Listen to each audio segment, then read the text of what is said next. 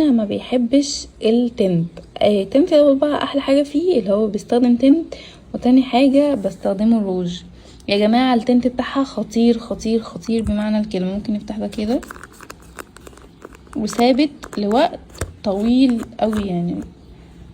بص الدرجه دي كده اللي هي اول درجه، اللي هي دي.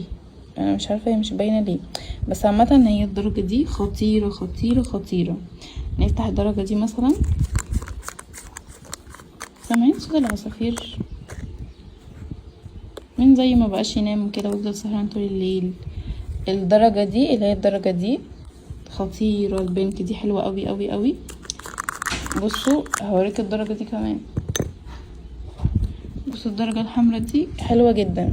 تاني حاجه بقى، انا بعشق حاجه اسمها مخمريات. فهنا انا عايزه اقول لكم ان انا الحمد لله جبت تعويذه الحب، الناس كلها بتتكلم عليها، فالحمد لله انا جبتها من عندي. بص صباح الخير، انا لسه ما نمتش بس انا حبيت اصبح عليكم في الجو الحلو ده.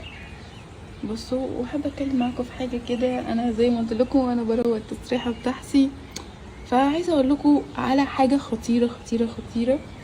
انا عايزه اقول لكم يا جماعه اللي منتجات وصال كاسحه السوشيال ميديا دلوقتي، بجد كاسحاها يعني، ومش عارفه بقى ايه، حاجه خطيره كده. فنحب نتكلم على ايه الاول؟ لا نيجي هنا نتكلم هنا.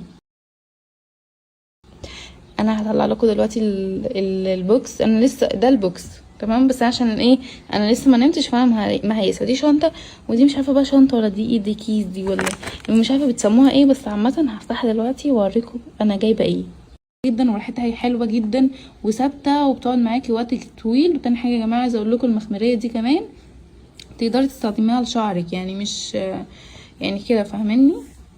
هنا المجموعة حليب جوز الهند دي من احسن المجموعات اللي انا استخدمتها. جماعة انا عايزة اقول لكم يعني اول حاجة كده نبدأ بيها بسم الله الرحمن الرحيم. شفتوا مثلا في حاجة مثلا بتقول لكم في حاجات بديل الفاونديشن. الفاونديشن اصلا مضر لو انتي بتحطي فاونديشن كتير، لو انتي من الشخصيات اللي انتي بتحطي فاونديشن كتير وانتي خارجة وانتي نازلة والكلام ده كله، فانا انصحك بده. ده بديل الفاونديشن، حلو جدا بالهيرونيك اسيد وبالكولاجين وبيمنع البقع وبيشيل الكلف والاماكن اللي هي لو مثلا في جسمك بقى الاماكن السمراء والكلام ده كله، حلو جدا جدا جدا.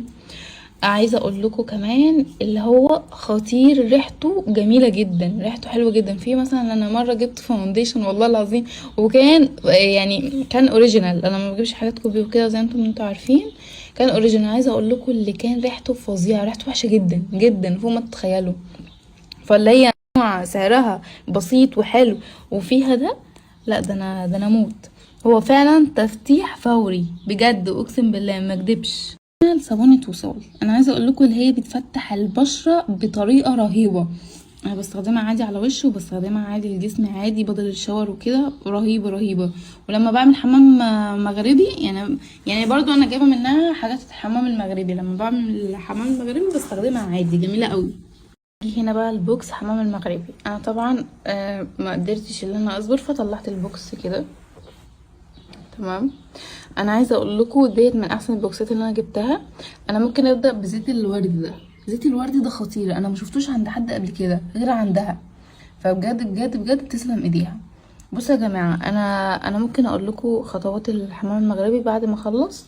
انا هقول لكم بس اللي هي عندها صابون مغربي وعندها التبريمه،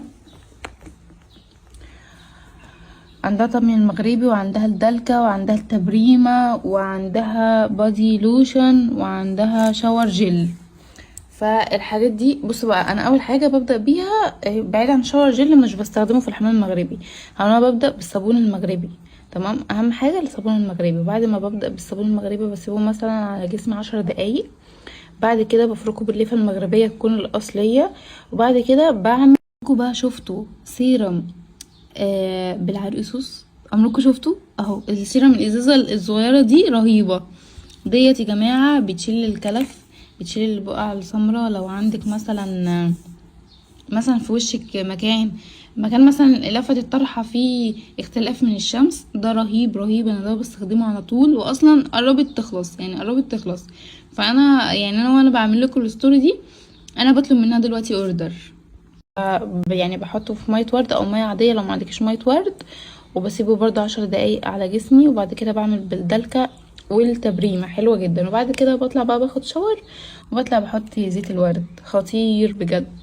ايه بقى هنا عايزه بقى قبل ما تعمل، بص انا ممكن اقول لكم الروتين اللي انا بعمله. بصوا يا جماعه، ديت علبه كده، ديت بترطب البشره، خطيره خطيره، ترطيب رهيب فوق ما تتخيلوا، بالكولاجين برضو حلوه جدا. بصوا انا في البدايه خالص بعمل ايه، بغسل وش عادي بالصابونه، وبعد كده بحط السيرم، وبعد كده بحط الكريم، وبعد كده بحط اللي هو بديل الفاونديشن، رهيب رهيب رهيب.